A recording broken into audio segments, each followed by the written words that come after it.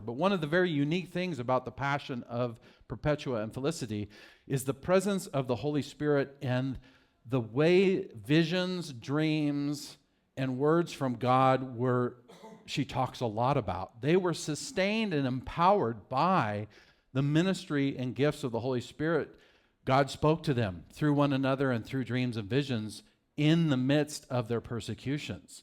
The Holy Spirit was very active. And what's interesting, in the preface to the passion of these two, it says this: let people take care, however, not to judge the power of the Holy Spirit as though it were confined to particular times. 3rd century, early 3rd century, this is how the letter begins.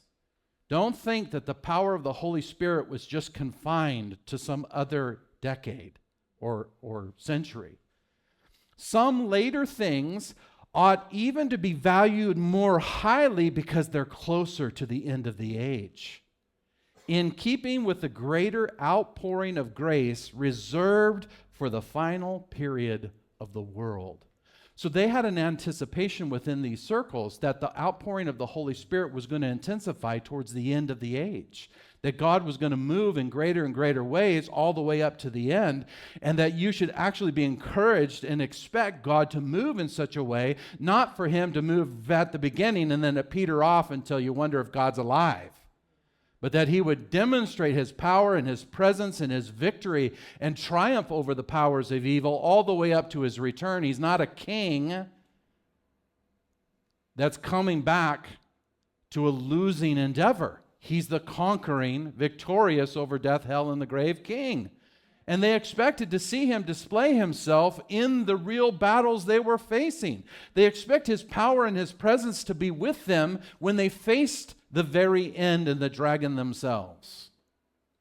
I find that very, very encouraging. And it goes on, he says, for the Lord says, in the last days I will pour out my spirit upon all flesh. Your sons and daughters shall prophesy. Upon my servants and my handmaids I will pour out my spirit. Your young men shall see visions, and your old men shall dream dreams. They said this 200 years after the apostles in the early church. They're calling upon persecuted believers to believe that the Holy Spirit is poured out and he's going to speak to us and lead us and guide us in these times. And last of all, it says, therefore, we who acknowledge and honor prophecies and receive modern visions as equally promised to us, and who regard the other workings of the Holy Spirit as gifts given to the church for its service, consider it necessary both to record these things in writing and to preserve them through public reading for the glory of God. I know a lot of us haven't heard that in our church upbringing and in certain circles. But there were those within the church that felt this way and held this long after the apostles.